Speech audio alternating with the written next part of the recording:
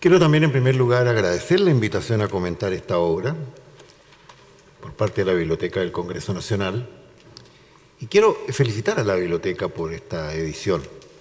Yo, francamente, encuentro que este es un libro muy valioso porque tiene yo diría, un balance descriptivo de la vida y de la obra política de don Arturo Alessandri que es tremendamente balanceado.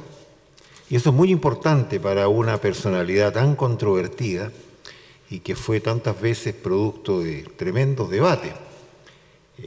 Se ha mencionado aquí la obra de Ricardo Donoso, que es una cosa tremenda, pero también hay que mencionar la obra de Augusto Iglesias, que es una elegía a Arturo Alessandri. Eran dos visiones de contemporáneos prácticamente sobre una personalidad que es realmente atrayente, subyugante, y era, por cierto, fruto de amor y odio, como todas estas personalidades, ¿no es cierto?, fuertes y convincentes. Y creo que el libro tiene la cualidad de ser muy objetivo y además de ser muy completo, porque los distintos capítulos muestran distintas facetas importantes de la dilatada y trascendente vida política y acción política de don Arturo Alessandri. Además, el libro tiene una colección de fotografías que es extraordinaria. Yo francamente soy de los que admira las buenas fotos, ¿no es cierto?, de nuestro pasado. Y aquí hay una gran cantidad de fotos muy interesantes porque muchas veces eso revela mucho de la realidad política y social de la época. Hay una foto que es tremendamente impactante cuando don Arturo Alessandri, acompañado, por cierto, por su perro Hulk, pasa frente a un vendedor callejero que en realidad es un vagabundo. Y el presidente va solo, sin un guardia, sin, ¿no es cierto?, ningún tipo de compañía, excepto su perro y el vagabundo o comerciante, como dice la fotografía ahí en la esquina. Entonces revela una realidad, ¿no es cierto?, como dice la misma fotografía, de contraste social, pero también de una vida de sociedad que era tan distinta, ¿no es cierto?, a la que tenemos hoy día. Creo que una de las fotografías más hermosas para mí es donde aparece don Arturo y varios de sus ministros a los pies del viejo mural de la Universidad de Chile en su casa central. Mural que posteriormente, después de los acontecimientos del año 38, sería destruido por los estudiantes, que lo vendían por pedazos en la calle, y que hizo que la Universidad de Chile estuviera sin mural en su salón de honor, hasta por lo menos cuando yo fui rector de la universidad que inauguramos un nuevo mural de Mario Toral. Pero ahí está el recuerdo de ese mural que era muy glorioso, muy rococó, muy bonito, digamos, y esta fotografía me recordó mucho de esa historia. Dicho eso, a mí me parece también, como segundo, que este es un libro muy oportuno. Y creo que es un libro oportuno porque aquí, lo digo con mucha objetividad y con mucha, yo diría, claridad de mente, aquí está descrita la vida, la visión, la acción de un político, pero de un político. Un político que tiene sus convicciones fuertes, ahí lo acabamos de escuchar, dice, yo no quiero ser, o sea, yo quiero ser una amenaza para los espíritus reaccionarios, para los que no creen en los cambios. Y no es, por lo tanto, el político que aparece, ¿no es cierto?, para predisponerse, sino que para tener posiciones muy audaces. En definitiva, no hay que olvidar que don Arturo fue elegido bajo las normas de la Constitución de 1833, que establecían una democracia indirecta y que, por lo tanto, no era una democracia popular. Y ese discurso era el menos atractivo probablemente para ese electorado potencial que posteriormente, sin embargo, yo no me explico y muchos no se explican cómo fue elegido efectivamente el año 1920 en esas condiciones, con esta visión. Pero quiero rescatar eso, era un hombre que tenía visiones y que era un hombre tremendamente, como se dice hoy día, transversal, porque él tenía amigos en todas partes, o sea, así como tenía enemigos también en todas partes, él tenía amigos fuertes y considerados, digamos, en todo el espectro político y desde luego en todo el ambiente social de la época. Entonces creo que uno puede mirar hacia atrás, ¿no es cierto?, la trascendencia de un político que efectivamente tenía estas convicciones, y voy a anotar 2 o 3 que a mí me parecen las centrales en su vida, y que creo que el libro también refleja muy bien. Yo creo que aquí hay 3 cuestiones centrales en la riqueza del libro, a mí me gustaría subrayar, y que son tratados en el mismo. En primer lugar, la profunda convicción de don Arturo respecto a la cuestión social, que venía arrastrándose ella desde fines del siglo XIX, cuando él todavía era un estudiante de Derecho. No hay que olvidar que su tesis es de 1906, más o menos. O sea, él era un estudiante de Derecho, pero se empapó de esta cuestión, que por cierto estuvo también muy determinado por los acontecimientos de la Escuela Santa María de Iquique, como nos ha recordado Rafael. Convencimiento en la cuestión social, en la cual ayudaron otros importantes líderes de la época, como don Valentín Letelier, rector de la Universidad de Chile, persona también, ¿no es cierto?, en muchos aspectos cercano a don Arturo Alessandri en esta dimensión del pensamiento político. Y creo que esa fue la base esencial de los cambios que él propugnó, desde luego desde la presidencia, pero antes, porque no hay que olvidar que él fue uno de los principales impulsores de la ley de instrucción primaria obligatoria, que es entonces otro de los temas que a mí me parece tan central en esto, porque él muestra ahí una visión política sobre este problema. Se mencionan ahí párrafos de varios de sus discursos. Él estuvo varios días hablando en la Cámara sobre la ley de instrucción primaria para darle su apoyo decidido, y que fue un apoyo decisivo para aprobarla. Y él establecía de que la mejor manera de proteger la democracia era darle buena educación al obrero. Y creo que es tan importante recordar eso hoy día, en que damos mala educación y por lo tanto tenemos también una democracia que está permanentemente amenazada justamente por una ciudadanía que no tiene los convencimientos necesarios respecto al sistema en que queremos vivir. Lo segundo que me gustaría destacar, aparte de este tema de la visión sobre la cuestión social, que es tan profunda y extensa, naturalmente, es su decisión clarísima para afrontar las crisis económicas. Chile vivió en esos años 3 crisis sucesivas. La primera es la llamada crisis de posguerra, cuando se termina la guerra y por lo tanto las exportaciones de salitre disminuyen y así por tanto también el erario fiscal. No hay que olvidar que Chile, como en todos sus buenos tiempos, cuando tiene un boom, lo que hace es eliminar otros impuestos y poner impuestos solamente a aquel producto que está en el boom. Y eso fue lo que Chile hizo a comienzos de siglo. Confió todo en los impuestos sobre el salitre, pensando que el salitre era para siempre. Y la verdad es que no fue para siempre, porque en gran medida, ¿no es cierto?, eso estuvo determinado por este término de la guerra que disminuyó sensiblemente, digamos, su demanda.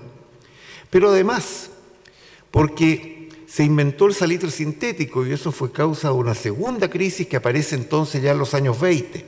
O sea, la primera es previo a su asunción como presidente y la segunda es ya, ¿no es cierto?, cuando es presidente, y fue una crisis que golpeó notablemente al país por la vía, ¿no es cierto?, del impacto permanente ya en la caída de las exportaciones salitreras y por lo tanto la depresión del empleo, la caída de los salarios en el norte, la emigración de trabajadores desde el norte a la ciudad. Esta es la época de estos asilos, albergues, ¿no es cierto?, que se crearon en Santiago para recibir a los inmigrantes del norte. O sea, era un problema en serio. Él lo enfrentó y lo enfrentó proactivamente con los recursos que se podía en la época. Pero luego viene la tercera crisis, que es la crisis de 1929-1930, que es la gran crisis, que de acuerdo a todos los estudios, ¿no es cierto?, perjudicó a Chile como más o menos en el lugar número 3, número 4 del mundo. Una economía tremendamente golpeada por la crisis financiera que mantuvo al producto bajo los niveles del año 1929 por casi una década. O sea, todo el segundo gobierno de don Arturo Alessandri y el trabajo de su ministro Ross estuvieron, ¿no es cierto?, marcados por una crisis profundísima con todo lo que conllevó desde el punto de vista financiero, bancario y naturalmente desde el punto de vista del empleo.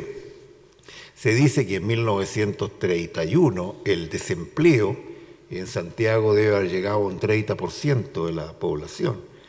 Y por cierto, con una tremenda caída en los salarios y todas las demás cosas. Bueno, don Arturo Alessandri fue presidente con estas dos primeras crisis derivadas del salitre y presidente también con esta nueva crisis derivada, ¿no es cierto?, de la crisis internacional que fue tremenda y ambas las afrontó con todas las dificultades de la época, yo diría con éxito, manejando los recursos que se podía manejar y poniendo el énfasis donde había que ponerlo. Creo que eso merece más contenido, probablemente porque creo que uno aprende mucho sobre manejo de crisis, ¿no es cierto?, y política con esta acción del presidente Alessandri. Y finalmente el tercer aspecto que a mí me parece francamente importante es la reforma de la Constitución de 1833. Él se propuso hacer una reforma y la llevó a cabo. Y para eso utilizó toda su habilidad política y todos los recursos de los cuales podía disponer.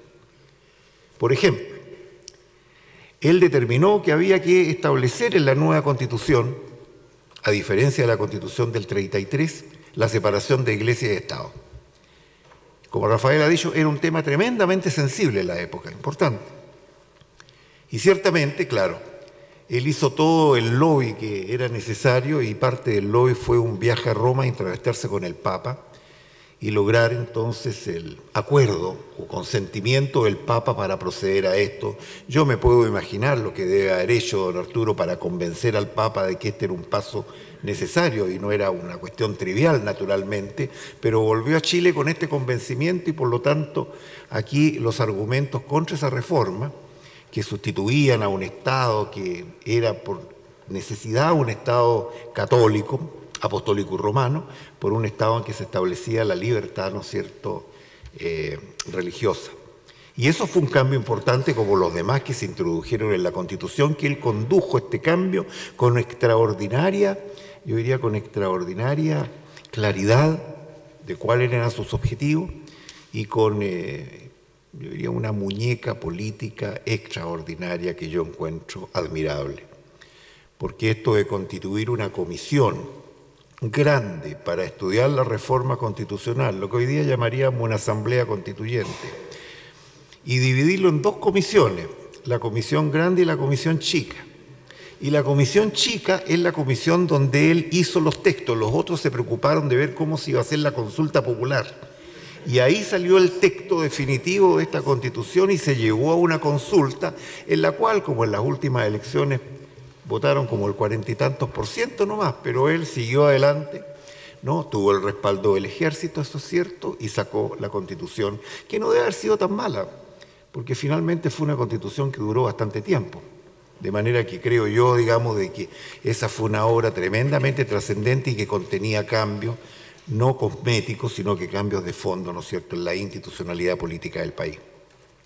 Creo que esto está bien tratado, digamos, en el libro. Y a mí me da la impresión, ¿no es cierto?, de que eso contribuye al conocimiento de la transformación política más importante que tuvo lugar durante el siglo XX. Y hay una sección que me interesa destacar finalmente en el libro, que es la influencia de la masonería en el pensamiento de don Arturo Alessandri. Don Arturo Alessandri fue iniciado en la masonería, ingresó a ella cuando tenía 24 años de edad, en 1892. En Santiago, por cierto, en la logia número 5.